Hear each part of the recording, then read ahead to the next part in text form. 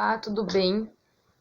Meu nome é Daniele Caroline Arnold, eu tô aqui fazendo um vídeo que é referente ao nosso estágio híbrido de extensão do ensino médio. Esse estágio está sendo desenvolvido por mim, juntamente com a minha colega Jussiane de Melo Gomes. Nós duas somos acadêmicas do curso de licenciatura em Geografia da Uninter do Polo de Barracão, Paraná. No último vídeo, eu estive falando, sobre Bretton Woods e os Estados Unidos, e a questão da moeda universal, do dólar. Continuando, então, o financiamento da reconstrução da Europa e de diversas bases militares foi realizado com a emissão de dólares norte-americanos. Questiona-se, inclusive, o real lastro existente na moeda norte-americana durante esse período, tendo em vista que em 1971 o presidente Richard Nixon anunciou o fim do padrão ouro e a autoflutuação do dólar. Contrariamente aos discursos dos monetaristas norte-americanos realizados na Conferência de Bretton Woods. Após mais de 15 anos de impressões da moeda, países como Japão e França, já recuperados e concorrentes diretos dos Estados Unidos, denunciaram a falta de lastro em ouro da moeda norte-americana. Segundo Costa, ao perceber o problema, o presidente francês da época, Charles de Gaulle, denunciou em 1968 os privilégios americanos e o sistema de Bretton Woods. Sua argumentação era de que os Estados Unidos não possuíam mais lastro em ouro. Após a recuperação dos países destruídos pela Segunda Guerra Mundial, constituiu-se uma nova divisão geopolítica internacional, fundamentada em um modelo implementado pelos Estados Unidos, no qual os estados econômica e politicamente hegemônicos são favorecidos a se perpetuarem como tais, impondo suas vontades, desejos e objetivos aos demais.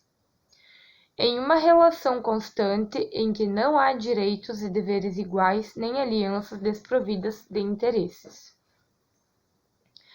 Essa divisão se deu, conforme Guimarães, por meio de um projeto hegemônico concebido militarmente, em função de uma invulnerabilidade assegurada por devastadora capacidade de retaliação nuclear, e economicamente em função de uma supercompetitividade americana, a se exercer em um mundo sem entraves ao livre comércio. Na percepção de diversos autores, como Harvey, Oliveira e Rezende, a geopolítica do período da Guerra Fria foi marcada por uma forte presença do Estado na economia. Esse período de autoritarismo, inclusive com a instalação de ditaduras militares, principalmente nos países em desenvolvimento ou emergentes, fez o capitalismo se distanciar em muito de suas origens liberais. A ideia de livre mercado foi deixada de lado para a instalação de um modelo de capitalismo abstrato, que favorece o processo de acumulação das grandes corporações do capital produtivo, imobiliário e financeiro, institucionalizando o capitalismo. Essa institucionalização se deu também a partir da criação do General Agreement on Trade and Tariff, que é o Acordo Geral de Tarifas e Comércio. Foi o acordo criado pelo General Agreement on Trade and Tariff, Acordo Geral de Tarifas e Comércio, que objetivava a redução das barreiras comerciais, evitava a discriminação comercial entre os países e resolvia através de arbitragens os conflitos entre países com práticas inconsistentes ao jogo do livre mercado, como aumento de tarifas alfandegárias para favorecimento dos produtores internos. De acordo com Sandrone, uma assembleia do GATT reuniu em 1995 96 países em Marrakech, no Marrocos, em que foram definidas algumas alterações estatutárias e da nomenclatura para a Organização Mundial do Comércio, OMC. Em 1999, a OMC entrou em funcionamento em substituição ao GATT, que esgotou suas atividades, já que foi uma entidade criada e que permaneceu durante anos em caráter provisório.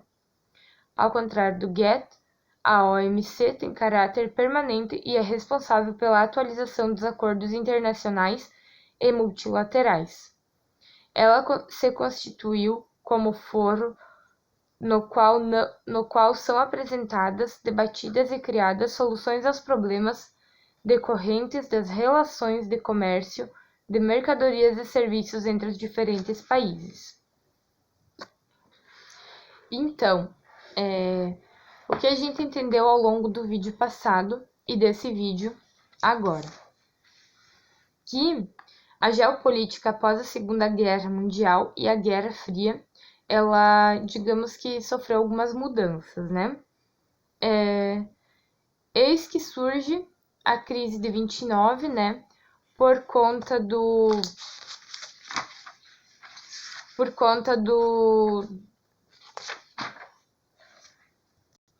esgotamento da demanda e do excesso de oferta, né? Então, iniciou-se a crise de 29, a Segunda Guerra Mundial. Depois, quando esses países que foram destruídos, né, digamos assim, pela Segunda Guerra Mundial, eles começaram a receber ajuda, principalmente dos Estados Unidos, né, para reerguê-los.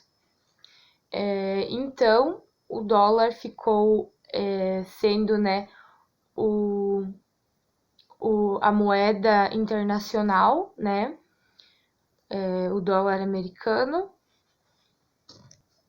Ou seja, nessa época, né, o domínio geopolítico se deu pelos norte-americanos, né? E ainda os Estados Unidos se tornaram, né, a maior potência mundial. Lembrando também que nessa época os Estados Unidos ele foi considerado como o banqueiro mundial, né, sendo o chefe, digamos assim, né, da economia, sendo, né, o dólar a moeda internacional. Lembrando ainda que não foi comentado durante os vídeos, mas na América Latina, após a Segunda Guerra Mundial, ocorreu a migração forçada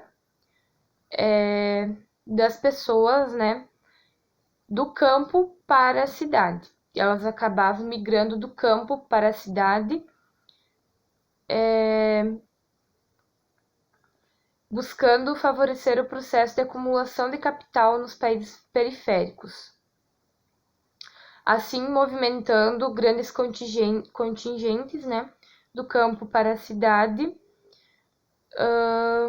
promovendo a concentração de riqueza nas mãos dos comerciantes, em uma troca injusta da força de trabalho por uma porção de bem ou serviço e pelo mercado imobiliário que converte a terra em propriedade.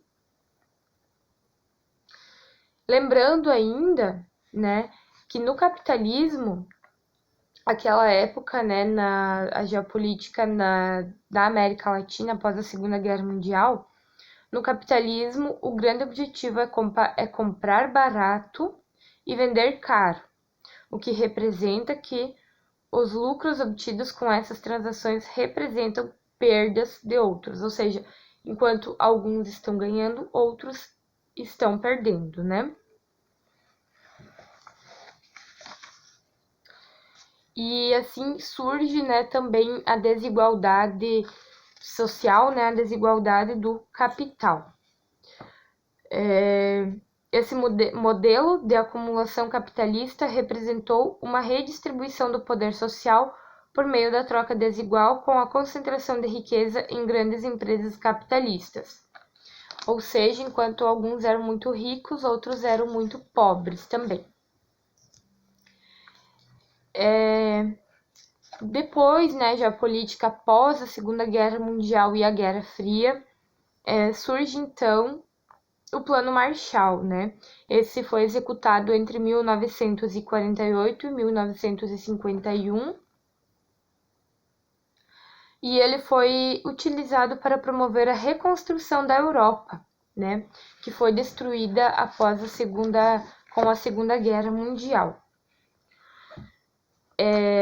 Essa reconstrução ela ocorreu por meio de subsídios, né, dos Estados Unidos, subsídios financeiros dos Estados Unidos. Como sempre, Estados Unidos já estavam dominando, né? E a influência, né, dos Estados Unidos sobre determinados países e da União Soviética sobre outros, ela que já existia durante os primeiros anos do século XX, persistiu durante todo o período da Guerra Fria também. A qual configurou uma nova realidade, na qual essas duas nações continuaram exercendo predominância cêntrica, né? Os Estados Unidos e a União Soviética, em diferentes patamares de hegemonia sobre os integrantes de suas periferias, respectivamente o mundo livre e o chamado socialismo real. Então, relembrando, né, que o dólar foi considerado a moeda universal, né, a moeda internacional.